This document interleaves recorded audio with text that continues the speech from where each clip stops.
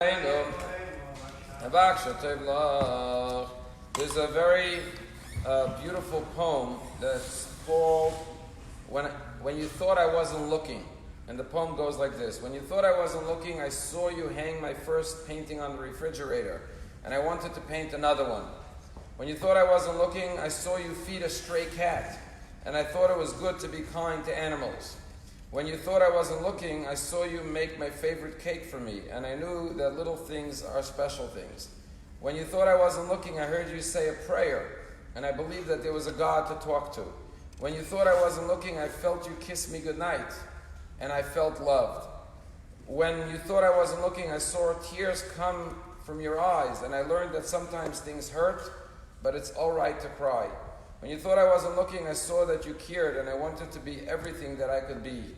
When you thought I wasn't looking, I looked, and I wanted to say thanks for all the things I saw when you thought I wasn't looking. There's a beautiful verse in this week's Torah portion.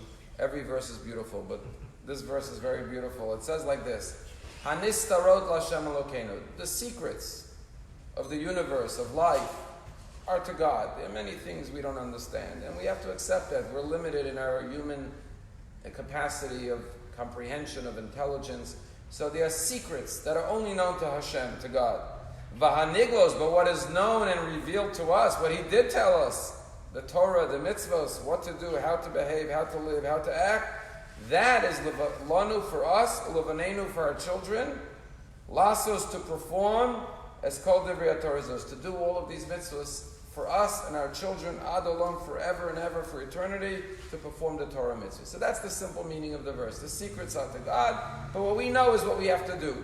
However, the Belzer Rabbi gives another interpretation. He says something very beautiful. He says, Hanistarot, those things that you do secretly, behind closed doors, that no one knows about, the mitzvahs, the good deeds that you do, so to speak, anonymously, confidentially, L'Hashem Elokeinu, only God knows those things.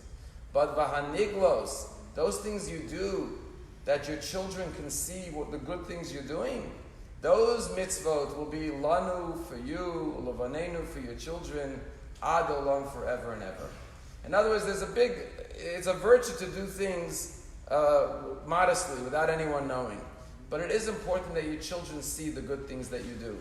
I was recently in a member's house, and he has a whole wall with plaques of all the organizations he gave money to and volunteered for. And he said, trust me, Rabbi, it's not for me. I want my children, I want my grandchildren who come to know that it's important to volunteer for good causes.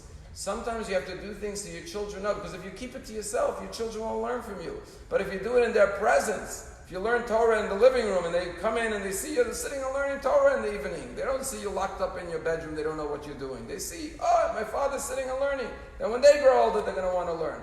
Therefore, you shouldn't do it to impress them. You should just make sure that they know what you're all about. Then it will be lanu v'nenu ad olam, forever and ever. It's a story told about a father whose son was going off to college. And he was about to leave. He's 18 years old. He calls his son in. He says, listen, you're leaving the house now. You're going off to college. I want to give you a lesson to always remember. He takes out a pencil. He says, you see this pencil? You'll be using it in college a lot. Whenever you look at this pencil, remember that the three most important lessons in life you can learn from a pencil. He says the first lesson is, in order for the pencil to be sharp, you always have to sharpen it. He says it's very painful for the pencil. You have to crush it and squeeze it and push it and pressure it. But if you want the pen to be a fine, sharp point, that's what you got to do. He says lesson number one in life is, if you want to be sharp, if you want to have a good, powerful instrument, if you want to be effective, so to speak, you got to be willing to press yourself, to crush yourself even, to grind yourself a little bit, to go through the challenges in order to become sharp like the pencil. That's lesson number one. Lesson number two is, remember, the most important part of the pencil is not how shiny and beautiful it is on the outside, but it's what is within, the lead that runs through the middle. It's not your outer appearance that matters most, your clothing, your fashion, your car. What matters is what's on the inside. That's the most important thing in life. And the third lesson that you should learn from the pencil is that in life you're going to make mistakes. But that's why every pencil has an eraser. When you make a mistake, admit it, recognize it, and go back and erase it. Do it over, correct it, do tshuva. And if you learn these three lessons from the pencil, you'll always remember in life to be the best person you can be. And I always love this story. But I think the key is like this. If the father showed the kid in the first 18 years of life, before he went to college, by his personal example, that you have to be willing to pressure yourself to be better. And you have to realize, don't try to impress people with your externalities. It's what's on the inside that matters. And if you make a mistake, you say you're sorry, you admit it, and you erase it, and you do it over again. If this kid saw his father do that throughout the first 18 years, then the pencil will remind him to be like his father. But if he never saw that in his parents, if he never had role models, then all the words won't necessarily have an impact. So the Torah says, yes, do the mitzvahs for Hashem, but make sure your kids know about it so it will carry on, lanu l'baneinu, for you and your children forever and ever.